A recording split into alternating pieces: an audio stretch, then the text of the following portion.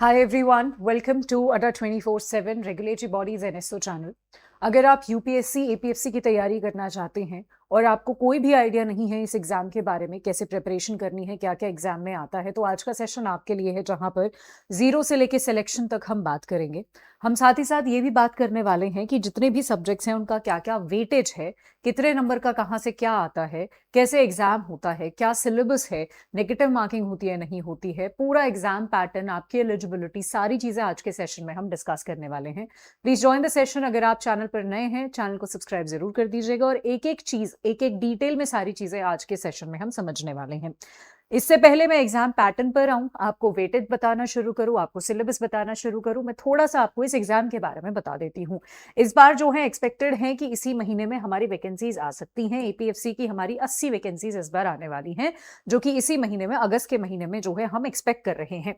ठीक है, इसका जो एग्जाम है वो आपका सिर्फ 2 चरणों में होता है, यानी एक तो पहला आपका रिक्रूटमेंट टेस्ट होता है और उसके बाद डायरेक्टली आपका इंटरव्यू होता है। बीच में मेंस की स्टेज नहीं होती है। ये पेपर ऑफलाइन होता है, जैसे यूपीएससी सिविल सर्विसेज का होता है, लेकिन बैंकिंग एग्जाम्स हमारे ऑनलाइन होते हैं, लेकिन ये ऑफलाइन होता है। ऑफलाइन में आपको पेन पेपर से जो है एमसीक्यू बेस्ड ही होता है ये भी। ठीक है, अच्छा, क्या आप एलिजिबल हैं? इसमें मिनिमम एज कुछ भी नहीं दे रखी है, मैक्सिमम आप 35 साल के होने चाहिए। अंडर 35 हैं अगर आप, तो आप एलिजिबल हैं। उसके अलावा ये जो एज है ये कैलकुलेट करी जाएगी आपकी एप्लीकेशन फॉर्म भरने की जो लास्ट डेडलाइन जो भी आएगी। अगर अगस्त में फॉर्म निकल आता है और मान लीजिए सितंबर में लास्ट डेडलाइन है, तो सितंबर की उसी तारीख से जो है आपकी एज कैलकुलेट की जाएगी।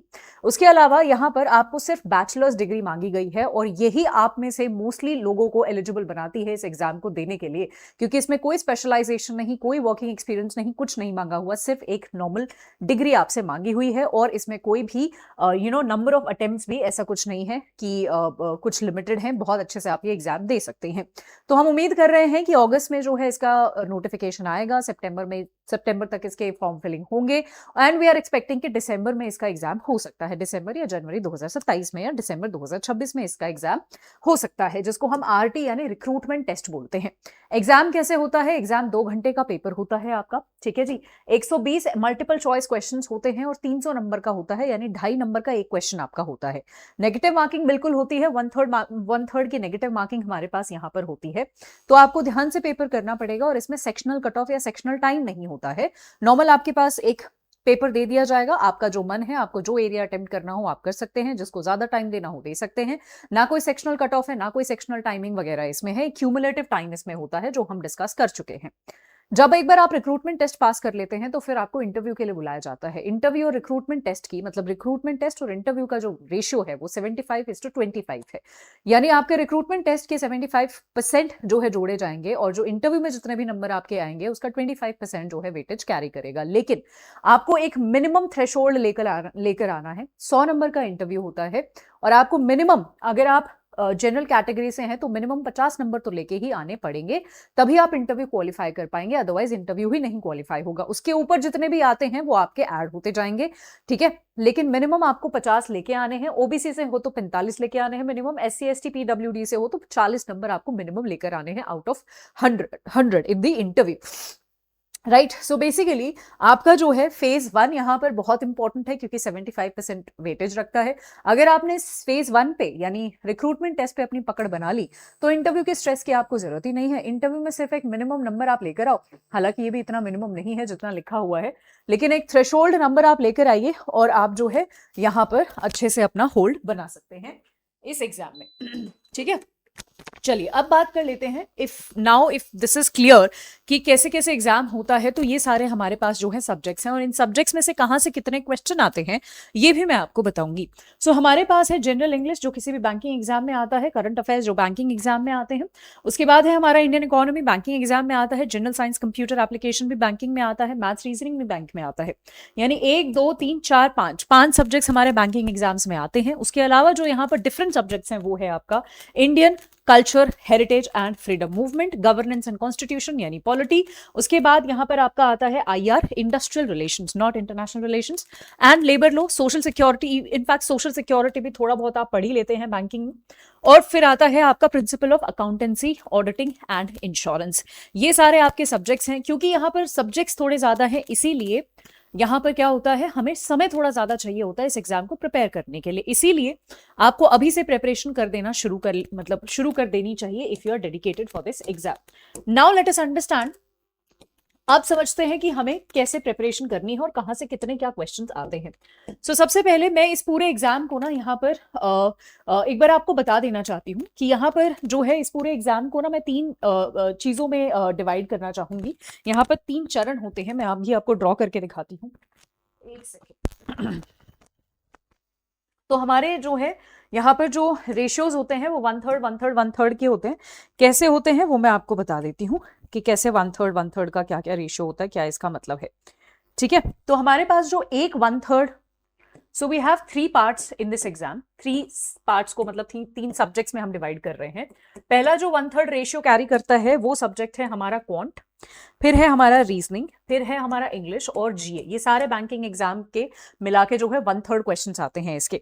सेकंड पोर्शन जो है मैं बोलूंगी जीएस, बोलूंगी मैं इसको, जनरल स्टडीज बोलूंगी मैं इसको, क्योंकि इसमें आता है हिस्ट्री। ठीक है, हिस्ट्री और कल्चर जो होता है आपका वो आएगा, राइट। उसके बाद जनरल साइंस आता है आपका इसमें, पॉलिटी आता है इसमें, और फिर आपके डेवलपमेंटल इश्यूज आते हैं। ठीक है, यहां से भी 1/3 क्वेश्चन आते हैं। फिर तीसरे को जो है मैं यहाँ पर कुछ डिफरेंट सब्जेक्ट बोलूंगी। ठीक है, कोर सब्जेक्ट्स आप बोल सकते हो इनको, कोर सब्जेक्ट्स, इनसे भी 1/3 क्वेश्चन आते हैं। वो कौन कौन से सब्जेक्ट्स हैं, हमारे पास रह गया इंडस्ट्रियल रिलेशंस, उसके बाद हमारे पास रह गया labour laws and labour codes. ठीक है, उसके बाद हमारे पास रह गया social security, accountancy, auditing, insurance. ठीक है, उसके बाद कंप्यूटर अवेयरनेस और जो भी स्टैटिस्टिक्स हैं ये रह गए। ठीक है जी, सो ये हमारे 1/3 1/3 1/3 वेटेज रहता है, यानी इतने ही क्वेश्चंस या फिर इतने ही नंबर का इस पूरे में से आता है, उतने ही नंबर का इस पूरे में से आता है, और उतने ही नंबर का इस पूरे में से आता है।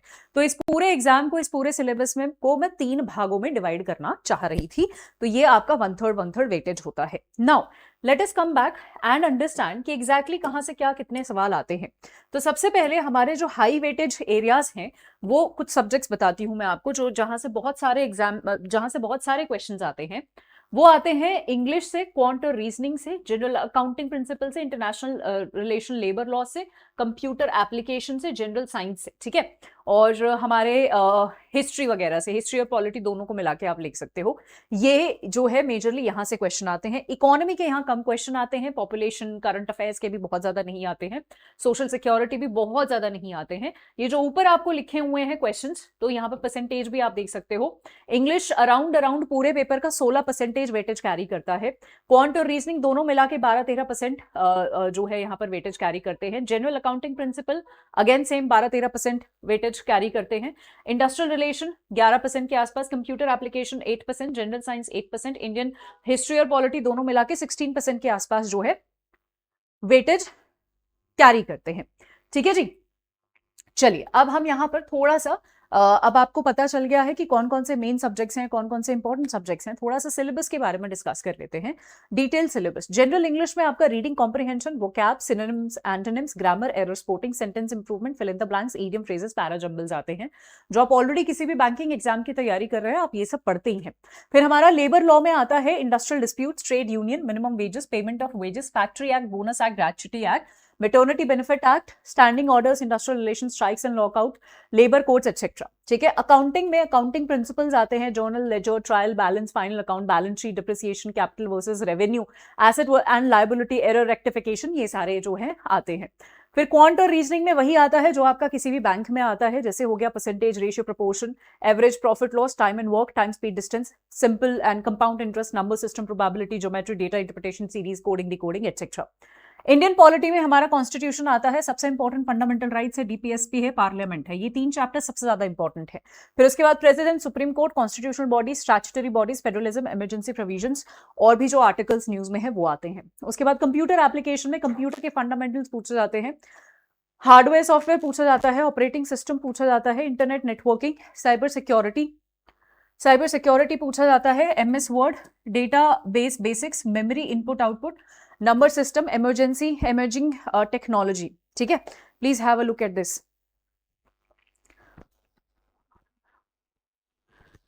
Okay, so give me a second guys.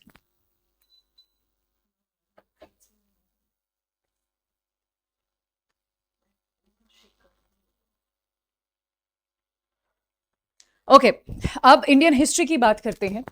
Indian history और कल्चर में मॉडर्न हिस्ट्री पूछा जाता है। गवर्न ब्रिटिश जिसमें हमारा रिवोल्ट 1857 से क्वेश्चन आ सकते हैं, इंडियन नेशनल कांग्रेस से क्वेश्चन आ सकते हैं, और हमारे जो फ्रीडम मूवमेंट वाले क्वेश्चन है वो मेजरली वो आते हैं। उसके बाद जनरल साइंस में human body, disease, nutrition, genetics, environment, ecology, space, astronomy, biotechnology, ये सारे क्वेश्चंस आते हैं। उसके बाद करंट अफेयर्स में नॉर्मल हमारे जो नेशनल इंटरनेशनल करंट अफेयर्स होते हैं, एक आध क्वेश्चन गवर्नमेंट स्कीम से आ जाता है, रिपोर्ट से आ जाता है, अपॉइंटमेंट से आ जाते हैं, अवार्ड साइंस एंड टेक से आ जाते हैं। सोशल सिक्योरिटी में भी जो सोशल सिक्योरिटी वाली स्कीम्स है, जैसे अटल पेंशन योजना, नेशनल पेंशन सिस्टम, ठीक है, गिग वर्कर्स, गिग प्लेटफॉर्म, ये वाले क्वेश्चन आ जाते हैं। नॉर्मली जो न्यूज में है वो पूछ लिया जाता है।